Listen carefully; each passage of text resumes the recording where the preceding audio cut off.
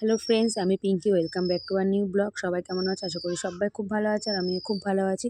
তো চলে আসলাম সকাল সকাল আবার একটা নতুন ব্লগ নিয়ে। তো দেখো সকাল সকাল সব কাজ বাজ সেরে আর তোমাদের দাদার মেয়ে এখনও ঘুমাচ্ছে আর যাবো আজকে ওই বাড়িতে। তার জন্য দেখো সকাল সকাল ব্যাগ ট্যাগ গুছিয়ে একদম রেডি করে রেখেছি। তোমাদের দাদা উঠলেই চিল্লাবে যে এখনও গুছাওনি, কখন আমি কাজে যাব। তো দেখো দুজনকেই ডেকে তুললাম আর যেই মেয়েকে তুললাম ব্যাস ওই ঘর, যেই আমি ব্রাশটা হাতে নিয়েছি পালিয়েছে ওই ঘরে ওর ঠাম্মির কাছে। তো চলো ওকে ডাকি, ব্রাশটা আগে করাই আবার কথা বলছি। চলে এসছে রাহি ব্রাশ করতে। গুড মর্নিং বলে দাও। Good morning. বলে আমি এখন ব্রাশ করবো।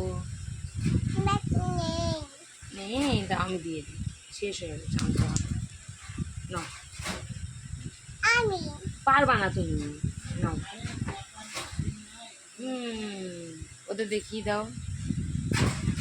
আবার আবার চলো দেখো একদম রেডি টেডি হয়ে বাইরে বেরিয়ে পড়লাম। আর দেখো বাইরে একটু রোদ আছে বলে ছাতাটা নিয়ে নিলাম আর মেয়েকে পরিয়ে দিয়েছি টুপি। আর দেখো তোমাদের তাদের সাইকেলটা খারাপ বলে আমাদের হেঁটে হেঁটে যেতে হচ্ছে এখন। তো আর রাস্তায় কিন্তু অনেকটাই জল ছিল ওই দিকটা, সেটা তোমাদের ভিডিও করে আমার আর দেখানোও হয়নি। যেহেতু হেঁটে যাচ্ছিলাম বলে আমার প্রচণ্ড মাথাটা গরম হয়ে গেছিলো যে সাইকেলটা আগের দিয়ে কেন ঠিক করে রাখেনি। আর দেখো বাড়ি যাওয়ার পথে নিয়ে নিলাম মিষ্টি। আর দেখো ছোটো প্যাকেটটা আমার মেয়ে আসলেই দোকানে ওকে দিতে হবে গুজিয়া কিনে, তাই ওকে একটু গুজিয়া কিনে দিয়েছিলাম আর ফুটি একটা। তো দেখো বাড়িতে চলে এসেছি মাদের এখানে, এসে দেখি মা তো নেই, মা গেছে পুজো দিতে। আর সুমি করেছে পরোটা আর আলুর চচ্চড়ি। এই দেখো তোমাদের দাদাকে দিয়ে দিলাম খেতে আর আমারও প্রচণ্ড খিদে পেয়ে গেছিলো, তো এই কারণে বসে পড়েছিলাম আমিও খেতে। তো চলো খাওয়া দাওয়া করে নিই আর কী মেনু হবে আজকে দেখাবো তোমাদেরকে।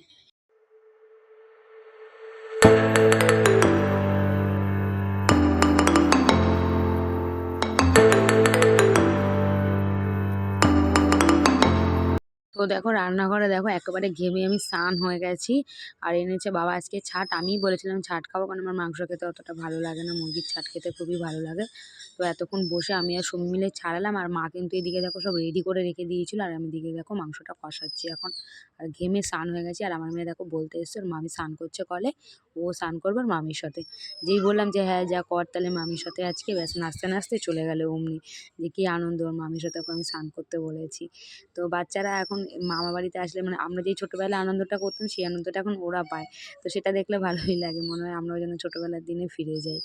তো সেটা তো আর সম্ভব না ছোটোবেলায় ফিরে যাওয়াটা, তো ওইটাই ভেবে আনন্দ পেতে হবে যে ওরা আনন্দ পাচ্ছে। তো দেখো ছালগুলো দেখো আমার সেদ্ধ হয়েও গেছে ভালো করে। আর দেখো তেল ছেড়ে দিয়েছে ভালো মতন।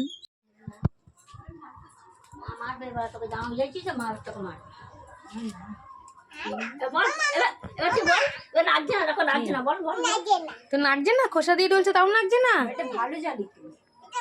এটা নরম খোসা, আমরা কিনে নিয়ে যাবো হ্যাঁ বাড়িতে একটা। কে দেবে পয়সা? পয়সা কে দেবে? তোর বাবাকে বলবি। এই দেখো আমার কিন্তু রান্নাবান্না এদিকে কমপ্লিট হয়ে গেছে আর সুমি ভাত বাড়তে বসে পড়েছে খেতে দেবে বলে সবাইকে। আর তোমাদের দাদাও দেখো চলে এসছে আর ভাই দেখো গেছিলো পুকুরে, ওখান থেকে দেখো কাঁচা মিঠা আম নিয়ে এসছে, কি ভালো লাগছে না দেখতে। তো চলো স্নান টান করে নিই। এখন খাবো মেয়েকে, মেয়েকে খাওয়িয়ে নিই, স্নান টান করে মাত্র আসলাম আমি। তো মেয়েকে খাওয়িয়ে নিই আর পরে কথা বলছি চলো। তো দেখো খেতে বসে পড়লাম আর দেখো ছাটের তরকারিটা কিন্তু আজকে দারুণ হয়েছিল খেতে, পুরো তেল তেল হয়েছিল যেহেতু ছালগুলো এনেছিল বাবা। তো ছালটা ছাড়াতে যতটা কষ্ট হয়েছিল খেতে কিন্তু ততটাই সুন্দর হয়েছিল। তো চলো খেয়ে ঠেয়ে নিই আবার কথা বলছি। আর সুমি দেখো এদিকে শশা ছাড়াচ্ছে। আর দেখো খাওয়া দাওয়ার পরে একেবারে আসলাম আবার রাত্রিবেলা তোমাদের সামনে, সারাদিন আর আসতে পারিনি আর ভিডিও করছিলাম বলে তাই হাতে চুরি টুরি দেখতে পাচ্ছ তোমরা। আর দেখো তোমাদের দাদা চলে এসছে কাজ দিয়ে, তোমাদের দাদা খেয়েই চলে যাবে যেহেতু নাইটে কাজ করবে। আমি থাকবো এই জন্য মার এখানে আজকে আর বাড়ি যাব না আমি। আর দেখো ওর পাপার কোল থেকে নামছেই না, বলছে ওর পাপা কাজে যাবে, বলছে না যেতে দেবো না। তো চলো আজকে ভিডিওটাই পর্যন্ত, ভালো লাগলে লাইক কমেন্ট শেয়ার করে দিও, টাটা।